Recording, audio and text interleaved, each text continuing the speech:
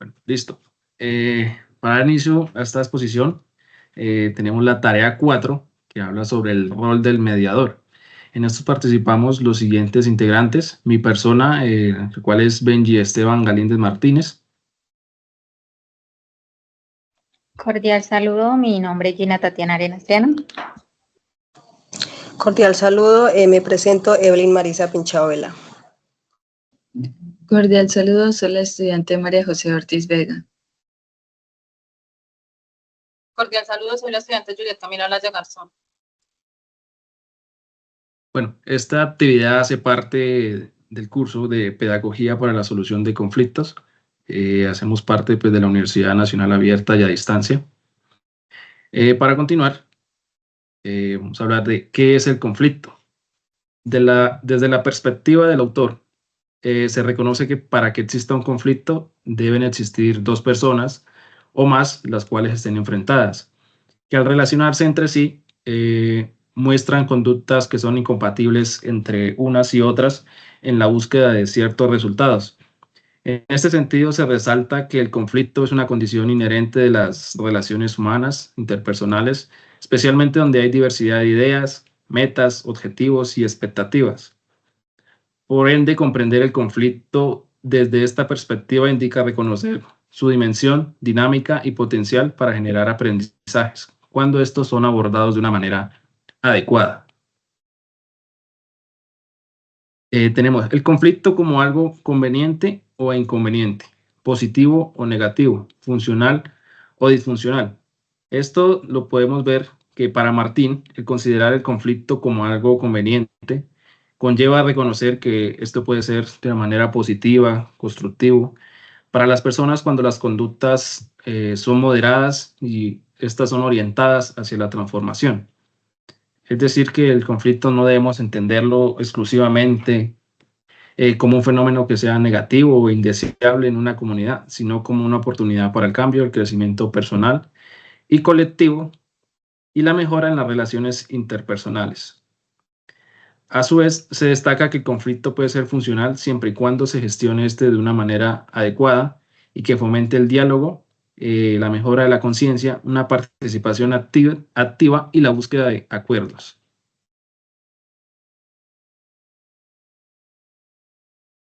Tenemos el arbitraje y mediación, sus similitudes y diferencias.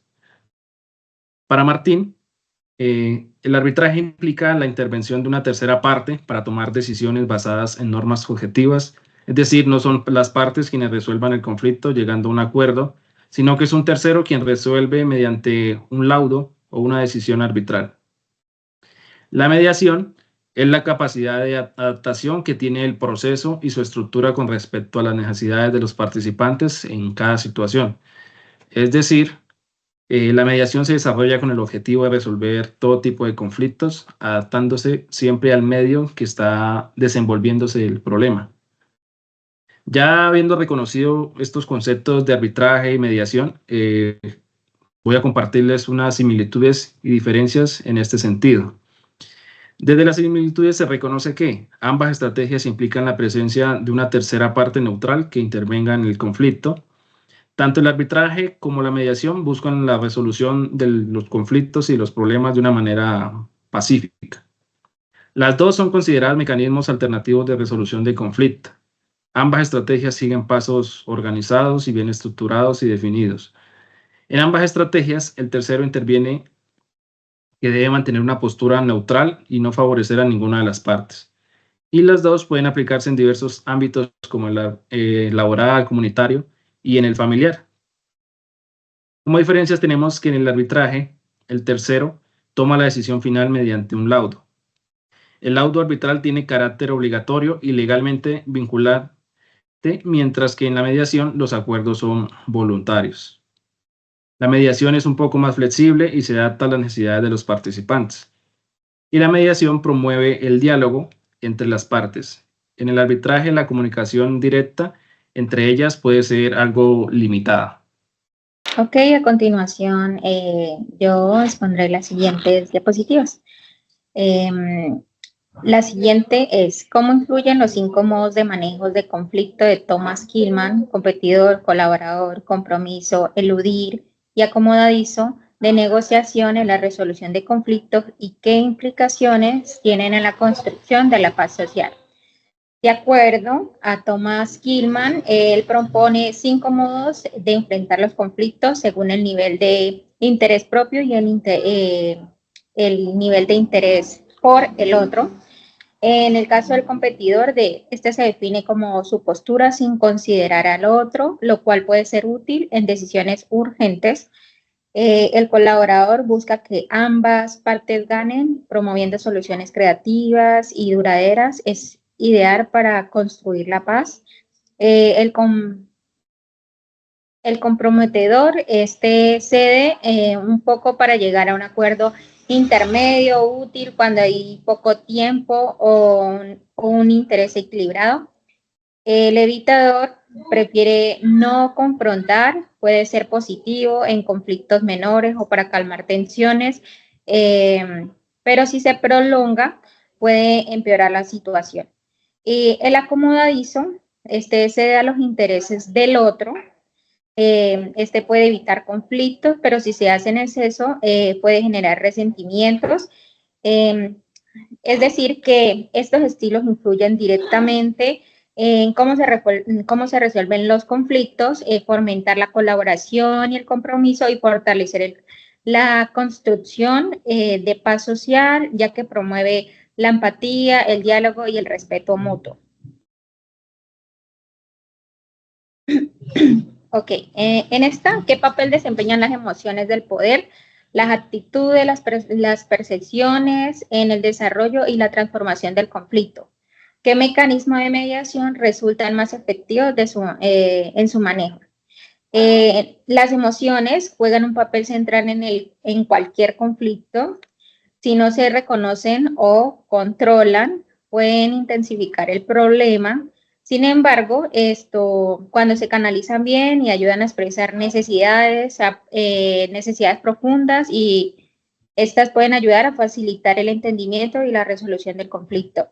El poder, si está desequilibrado, puede generar dominación o imposición. La mediación debe garantizar igualdad entre las partes, creando un entorno seguro para negociar. Las actitudes, las negativas como la hostilidad, la rigidez, el desinterés, bloquean el diálogo.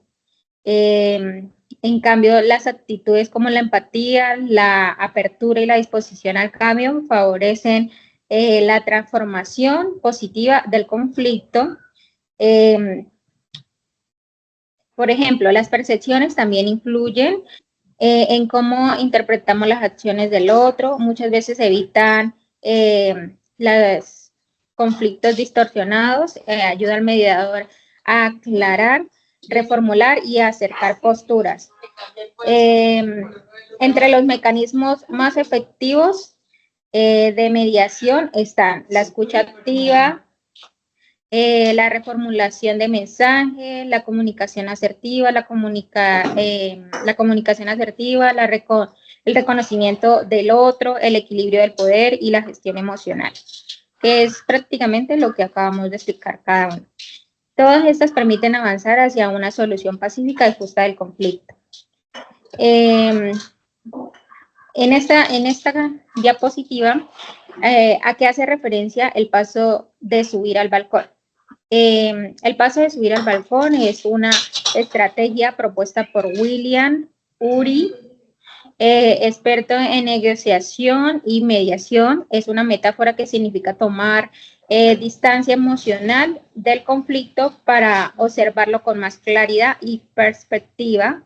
No solo se trata de evadir el problema, sino de reaccionar impulsivamente, sino de no reaccionar impulsivamente.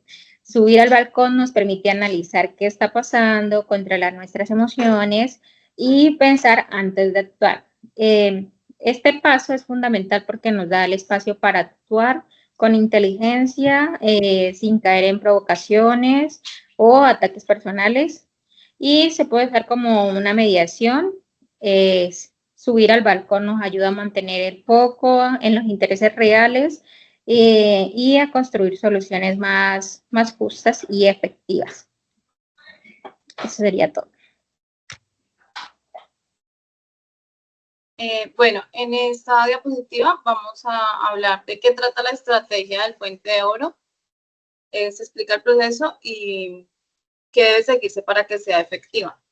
Pues la estrategia del Puente de Oro es el cuarto paso dentro de la estrategia de negociación de presentación de William Ury, la cual consiste en conocer la postura del oponente. Ya sabemos que hablamos de un oponente inflexible y hacerle ver nuestra postura para poder llegar a un acuerdo entre ambas partes.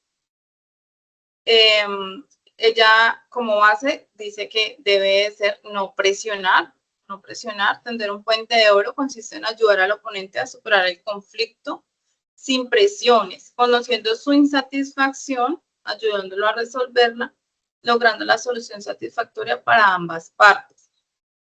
Debemos también tener en cuenta, pues, para abarcar esta estrategia, identificar los obstáculos, entender que la otra parte acepte una propuesta porque, o sea, ya sea por un miedo o un miedo a perder o falta de conocimiento. Ayudar a la otra parte a quedar bien. Debemos de ayudar a la otra parte a que ellos queden bien y a conocer también el punto de vista de ellos, tener en cuenta el punto de vista del oponente. Vamos a ofrecer apoyo y recursos para que la otra parte pueda implementar un acuerdo exitoso. Y por último, pues dice que construir una relación, fomentar la confianza y la colaboración para que la negociación sea mutua. Él habla de ir despacio para avanzar deprisa.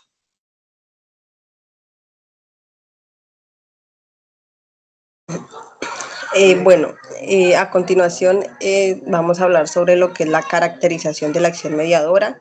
Empezamos mencionando que la acción mediadora se caracteriza por ser un proceso voluntario en el que las partes involucradas reconocen su conflicto y buscan una solución conjunta. Esto es más efectivo hacerlo bajo la guía de un mediador imparcial y capacitado, el cual facilita un acuerdo justo sin imponer decisiones, claro está. Esto con el fin de promover así un equilibrio y una participación activa entre todos. Moreno 2015, en la lectura de él, afirma que existen diferentes puntos de vista de la mediación, dependiendo del profesional que la estudie. Entre ellos toma el concepto del conflicto positivo, el cual se entiende la mediación como algo natural y que consiste en un proceso de evolución en la resolución de conflictos. Desde otro punto de vista está la mediación como una manera de resolver conflictos, siendo la comunicación una herramienta fundamental para encontrar una solución al problema con la ayuda de una tercera persona neutral. Dentro de estas encontramos unos rasgos característicos. El primero viene siendo la persona mediadora no es un juez ni árbitro, es más bien un intermediario sin ningún tipo de decisión.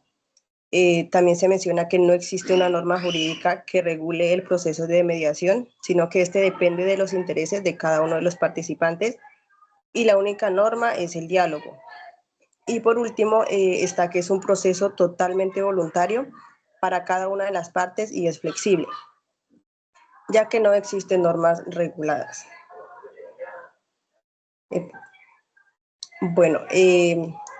Seguimos con lo que son los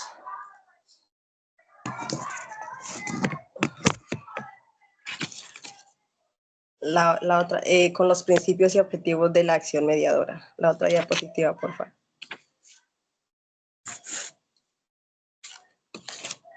Aquí tenemos que, según Moreno 2015, afirma que uno de los objetivos de la acción mediadora es la sustitución del pensamiento tradicional en los conflictos de uno gana, otro pierde, por el ganas, digamos, por el tú ganas, yo gano. Este cambio de pensamiento del conflicto modifica a la vez la actitud de las partes ante el problema, ayudando así a comenzar un proceso de mediación de forma mucho más positiva. Se tiene en cuenta que lo valioso de esta mediación es que permite identificar los intereses de cada parte, lo que facilita construir una solución que beneficie a ambas partes. Dentro de esta lectura se menciona de Diego Vallejo y Guille, 2008, explican principios para la formación y los procedimientos de mediación basadas en los siguientes elencos. Tenemos la primera, cabe resaltar que son 7. Tenemos la primera que viene siendo una concepción positiva del conflicto, en la cual se considera que el conflicto es como cuando se afronta, pero esta resulta ser constructiva y beneficiosa para las partes. Como segundo tenemos el uso del diálogo, que es una alternativa a otras posibles respuestas menos constructivas ante los conflictos. Y como tercero tenemos una apuesta por la potenciación de conceptos cooperativos en las relaciones interpersonales, de manera que quede patente que la obtención de los intereses propios no conllevan que los otros consigan los suyos, sino que pues de partes iguales. También tenemos el desarrollo de habilidades de autorregulación y autocontrol como un elemento importante y crucial para favorecer en los individuos la toma de decisiones. Tenemos la práctica de la participación democrática, lo cual consigue que el proceso de mediación sea totalmente voluntario para las partes y la tercera persona que cumple el rol de mediador. Ya culminando, tenemos el desarrollo de actitudes de apertura, comprensión y empatía, lo que implica un compromiso de atención al otro hacia lo que cuenta, lo que necesita, lo que desea, intentando así poner en el lugar del otro. Y como final tenemos el protagonismo de las partes en la resolución de sus conflictos, ya que las partes conjuntamente proponen la solución al conflicto y esto es más probable que ésta sea asumida y desarrollada por ambas partes. Tenemos, como pueden ver aquí la imagen, es un claro ejemplo de mediación y esta nos afirma que el principal objetivo del proceso de la mediación es modificar las relaciones deterioradas y facilitar nuevas vías de diálogo entre las partes del conflicto. Todo esto conlleva aumentar el respeto, la igualdad y la confianza entre los implicados. Y por último, aquí tenemos una tabla que nos marca las funciones y los objetivos. Cada función cumple con un objetivo. Entonces, en la primera función tenemos hacerse cargo del proceso y establecer una estructura. Dentro de esto los objetivos están guiar los intercambios, establecer una relación, crear un ambiente, gestionar la agresividad y mantener su objetividad. Como segunda función tenemos establecer una comunicación funcional y los objetivos son utilizar una comunicación honesta, favorecer sentimientos, identificar y clarificar fuegos, compartir la información e identificar las expectativas. Y por último tenemos la función que llama a facilitar la negociación, en la cual los objetivos está identificar las necesidades, exponer lo que está en el juego, equilibrar los poderes, favorecer la toma de decisiones, poner a prueba la realidad y por último planificar. Esto, este cuadro es hecho por el autor Levesque 1998 y presenta una síntesis de las principales funciones y objetivos del mediador en un procedimiento de mediación sin ámbito concreto. Muchas gracias, le doy la palabra a la siguiente compañera.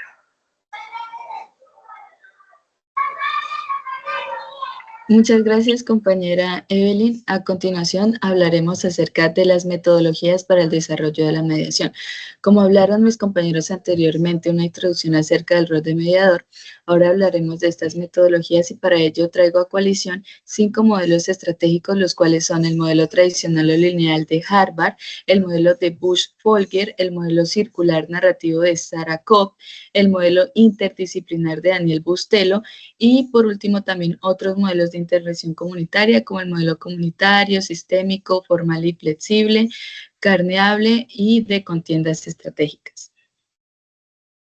Primero, damos inicio a este modelo tradicional o lineal de Harvard, una metodología para la mediación. Sus autores son Fisher y Leary en 1979 y es uno de los modelos más populares en la resolución de conflictos, ya que es uno de los primeros.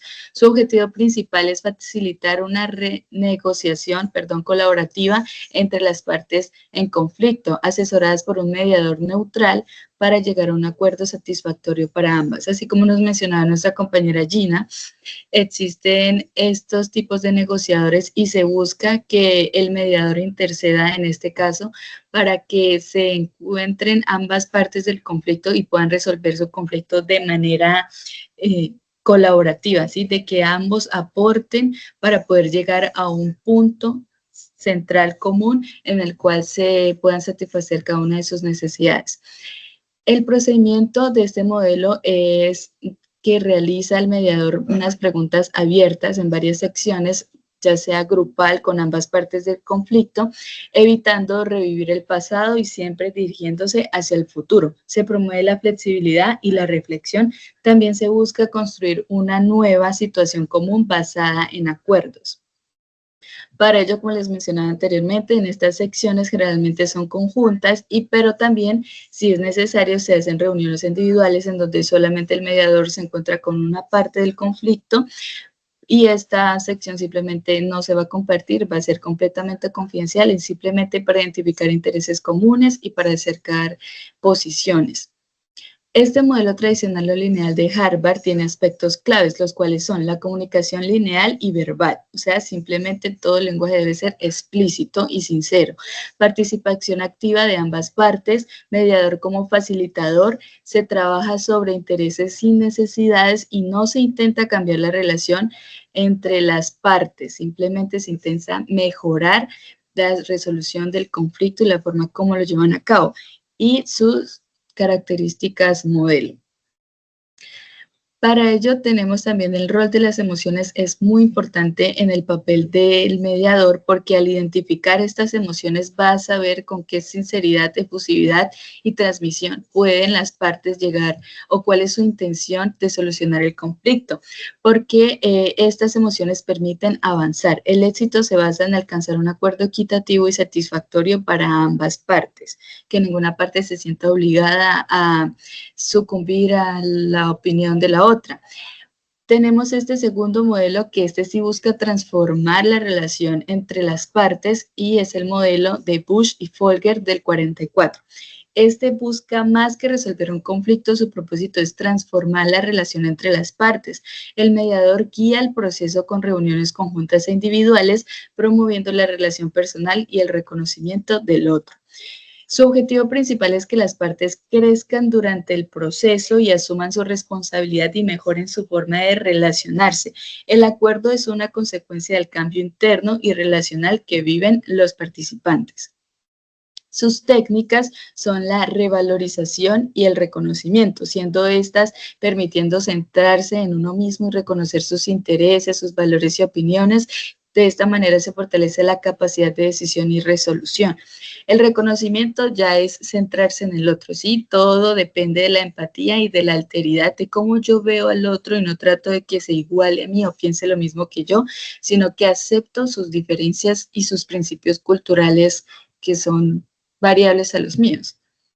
Los resultados de este modelo son de que aumenta la empatía, la comprensión y el respeto mutuo, las partes desarrollan habilidades para resolver conflictos y se transforma la relación generando un acuerdo más consciente y duradero, de cual va a tener incidencia en los futuros conflictos que tengan estas partes.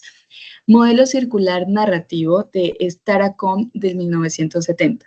Considera el conflicto como parte constante de la vida interpersonal. Conflicto, situación interna de tensión, disputa, conflicto entre personas que no pueden manejarlo, se centra en el papel clave de la comunicación y los patrones repetitivos de interacción. Las ideas, según Staracom, es que las disputas se desarrollan principalmente en el ámbito comunicativo. Las formas repetitivas de interactuar determinan cómo se comunican las personas.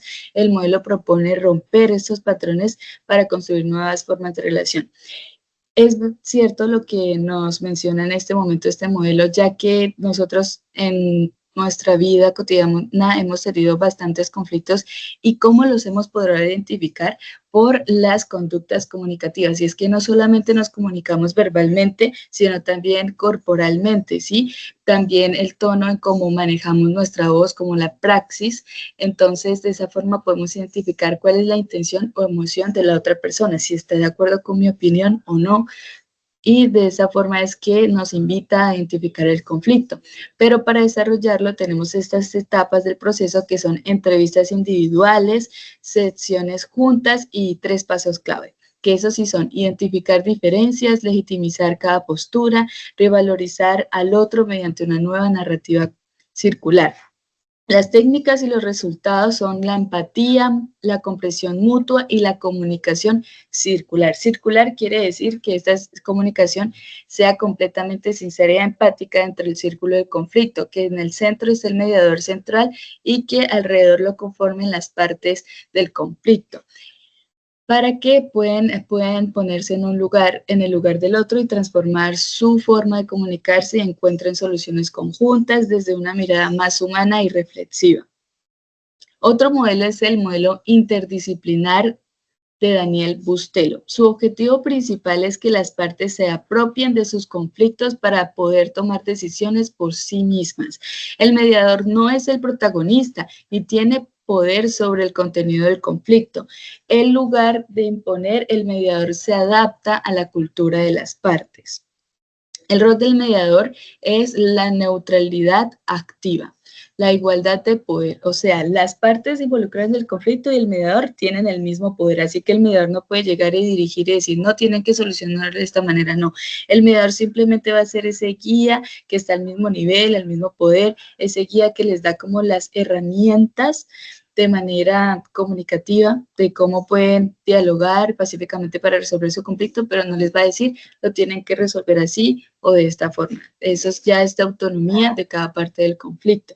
El proceso del modelo es que las partes explican sus posiciones e intereses. Se promueve la conciencia del conflicto desde lo personal y lo cultural. Se refuerza la idea de la solución que está en las manos de quienes viven el conflicto. O sea que el mediador acompaña sin imponer. La flexibilidad y complementariedad. Este modelo no excluye otras formas de resolución de conflictos, puede completarse con otros enfoques según el caso.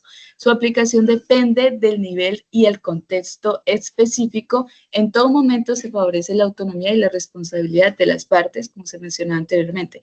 Ahora sí vamos a entrar más en detalle acerca de los modelos de mediación comunitaria y vamos a iniciar con el modelo comunitario, el cual fortalece estructuras comunitarias que son varios pueblos, municipios, promueve identidad y armonía comunitaria, motiva el trabajo conjunto y el intercambio entre centros sociales, apunta a una negociación realista de los problemas contextuales. Modelo sistémico. El modelo sistémico analiza el conflicto como parte de un sistema interrelacionado, persona, grupo e institución. Incluye conflictos intra e intercomunitarios, considera desde individuos hasta estructuras colectivas, asociaciones, comunidades. Propone una mediación integral y no fragmentada. El modelo formal y flexible, como su nombre lo indica, da valor a la seriedad, al protocolo y a la personalización del servicio. Fomenta la credibilidad y el prestigio del proceso de mediación, compatible con la adaptación y la flexibilidad ante realidades cambiantes, advierte sobre el riesgo de rigidez excesiva en programas comunitarios.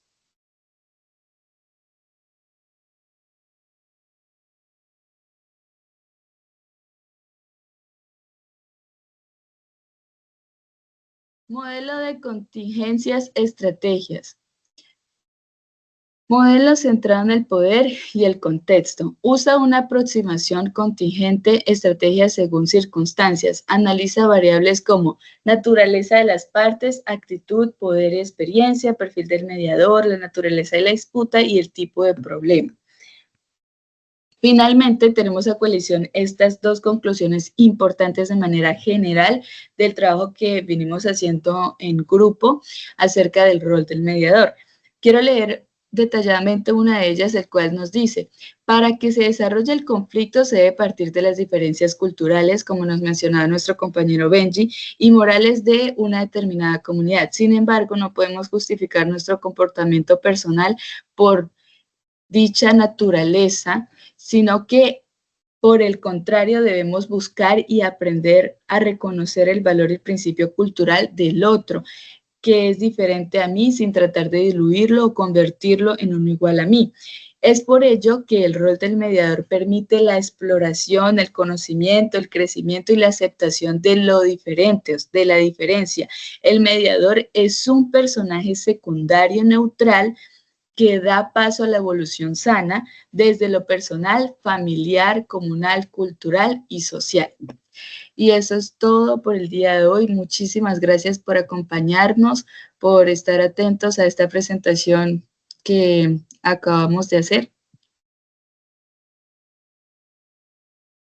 Vale, muchas gracias, compañera. No sé si alguno de los compañeros quiere hacer algún aporte adicional, si no, damos por finalizada la actividad y agradecer por su atención.